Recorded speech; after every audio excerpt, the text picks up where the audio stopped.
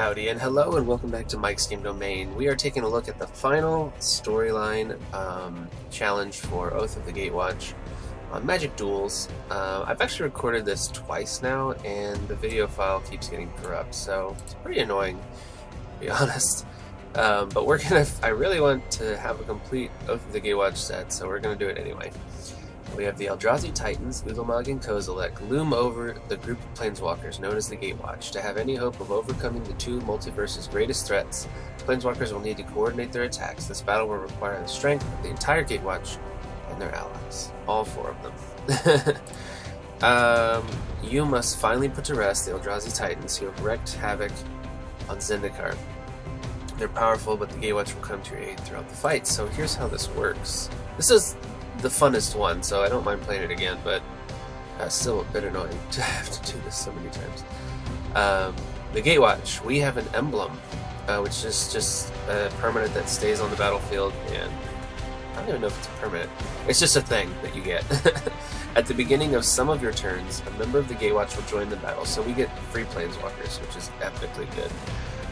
Eldrazi Titans have an emblem as well. Instead of drawing a card each turn, the Eldrazi Titans put a waste on the battlefield and put a non-land card into their hand. So they basically get perfect mana. They're going to get a waste every turn and a non-land card every turn. So they have a perfect mana progression. We have the same starting hand every single time, which is kind of boring, and there's a specific way to do this that makes the most sense. So we're going to do Oath of Nissa. They even put it in order for you. You literally go Nissa, Chandra, Gideon, Jace. So that's what we're gonna do. Kind of wish they didn't do that, but whatever. It's a little on the nose. Alright, so Oath of Nissa, we can grab a creature or a land. I always don't grab enough lands and I end up being short when I play this, but you get the free planeswalkers, so you kind of need the creatures, honestly, to just defend the planeswalkers. Also, I wish you had more ally creatures. This is basically the Converge deck interjected with a bunch of, planeswalkers and oaths. I wish there was an ally theme because it would be more correct that the allies are coming to the aid. So this is an Eldrazi Mimic. Whenever they cast... no, it's not whenever they cast it. Whenever another colorless creature enters the battlefield, they can change Eldrazi Mimic's power and toughness to match it. So it can get way sickly out of hand if they summon, Ulamog, who's a 10/10, and then now Eldrazi Mimic is a 10/10 until end of turn. Definitely something we need to take care of, since they have all colorless creatures. Yeah, that card's pretty insane. Alright, so you can see they're getting a free waste and drawing a non-land card. So their hand is probably all spells, which is crazy. Alright, that's actually a priority to kill. It's a ramp card. They're going to be playing Ulamog and Kozilek, which are very hard to deal with, so... don't want to Banishing Light it, that's for sure. Jace or Oath of Gideon. I always go Oath of Gideon here, but normally they have a threat. Might actually Oath of Jace, just to see what happens. We're gonna draw 3, discard 2? Yeah. Sorry about the swords. Alright, cool. We drew Pacifisms, which are great cards. And a Bonds of Mortality, which is situationally very good. Basically only against Ulamog, though. I haven't come across an Eldrazi that's hexproofed, so it's really just taking away Indestructible from Ulamog. And we don't really need that because we can exile him, so I think we're gonna get rid of that. It hasn't been that great for me. Should I get rid of a Pacifism as well? I think so. We're gonna do that. And then we can choose for both of us to draw a card or just myself. Kind of both of them are not that great, to be honest. I guess I'll just draw a card. His ultimate is meh. Target player puts the top 20 cards of his library into his graveyard. It's okay, but like, I would almost prefer the other Gideon Ultimate, where if you cast a spell, they put 5, because you can get to 20 so fast. Basically, that's one attack from Ulamog. Ulamog exiles 20 cards from your library just by attacking. So to work this guy all the way up, which means giving the opponent, you know, essentially 9 free cards just to exile a top 20, it just doesn't do enough. Not that impressed with this Jace. Alright, cool. Okay, there you go. I was like, if you're just going to play these, I'm fine with that. Alright, so they have a 3-3 Weekend Woodland Wander that's going to be better than a 3-3. They do have the Palaka one, is too good. I always end up with all green and red mana. I don't know why, but it's kind of funny. Alright, we'll go ahead and draw Palaka Worm. No, we don't need to draw Palaka Worm yet. Yeah. Let's go ahead and get a plant token. Go ahead and Oath of Gideon. Probably shouldn't have done that, because I would have rather had Woodland Wanderer, but oh well. I guess we'll both draw a card. Get our Palaka Worm. Yep. Oh, Chandra. So these have passive effects as well. This says you can spend mana of any color to cast Planeswalker spells. Well, we don't actually cast Planeswalker spells, they just join for free, so that's a dead card. At the beginning of upkeep, scry X, where X is the Planeswalkers you control. That's useful. And then Chandra, whenever a Planeswalker enters the battlefield, that turn at the end of turn, you get to deal 2 damage to the opponent. And then Gideon, each Planeswalker enters with an extra additional loyalty counter, which is also pretty good. So, those are doing stuff. He's going to attack. We'll just block. With the plant token. It's not doing anything. Okay. Basically, we have no worries until they drop, let's see, next turn. Next turn, they're going to drop the Oblivion Sower, which is a 6 mana 5/8, and it, forest or...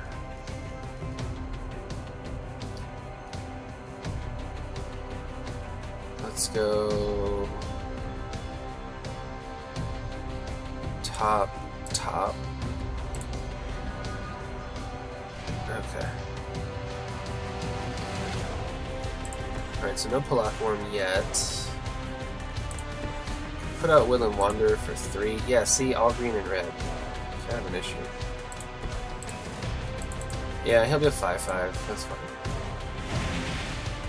We can actually pump the team.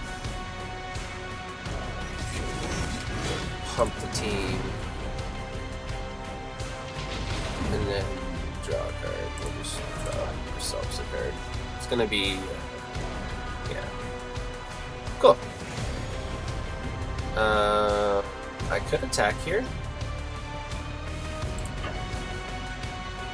Yeah, I'm gonna go for it. There's not a lot of creatures with haste in the Eldrazi deck. Just Reality Smasher, which they do play. It's the only one I can think of. Which is a 5/5 haste trample. Oh, is it trample? I can't remember. No, I think it's just 5/5 haste, but definitely... Oh, okay, spatially contort. That's fine. Alright, so they can actually kill Gideon, which is pretty bad for us. Why did I not think of that? Or Nissa. Or Jace. Oh, I don't care about Jace, honestly. Yeah, I'll save Nissa. Jace doesn't do anything for me. I don't know, maybe I'm undervaluing drawing a card every turn, but... In this matchup, he's just not great. I'm sure in a lot of decks he's amazing. Alright, cool. No problem there.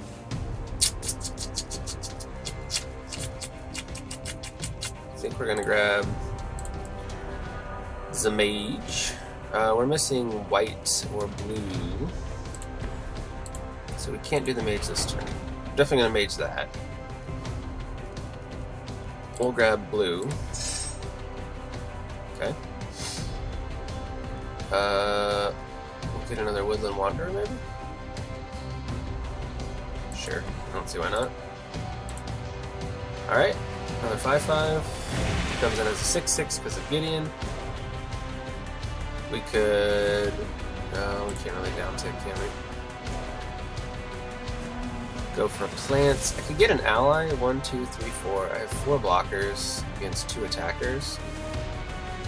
Or I could just attack with Gideon, but the problem is Gideon's a 6/6 right now, and they have an 8/8, so it's just not going to do anything. But I do want to get his loyalty counters up again so I can get additional emblems, because the power level of my creatures is much lower than theirs, so you have to kind of Gideon your way back into the fight, which is pretty sad. And Nissa helps. Gideon and Nissa are really the 2 planeswalkers that are really useful, and then later Chandra. Okay. What the heck just happened? Oh, that. That was like... the board wipe? Spatially contoured board wipe? What? Alright, so they're attacking me with the 8/8.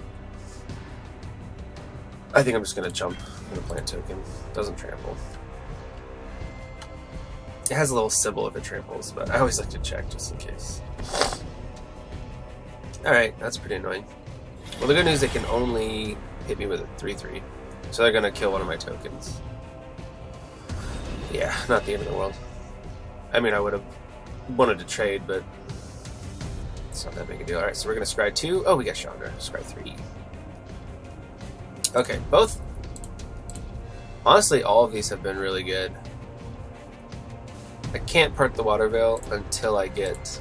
Let's put that 3rd. That's a ramp spell. That's just good, so...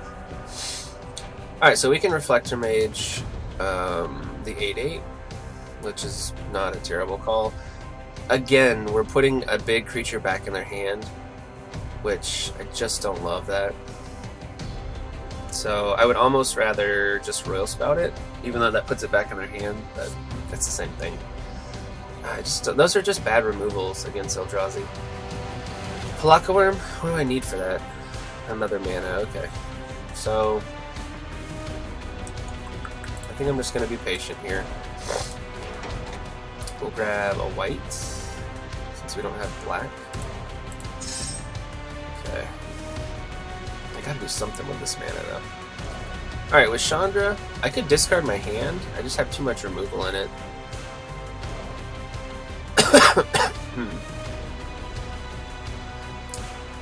Could put out the... Oh, yeah, definitely. Since they've tapped their biggest creatures, I can put out these tokens. And maybe they'll block with those Heathen Colors, which would be great.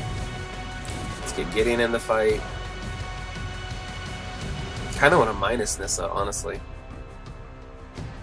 Her ultimate's pretty good, though. But this is kind of a really grindy long fight, so drawing X cards is usually not great, because I've almost decked myself with her.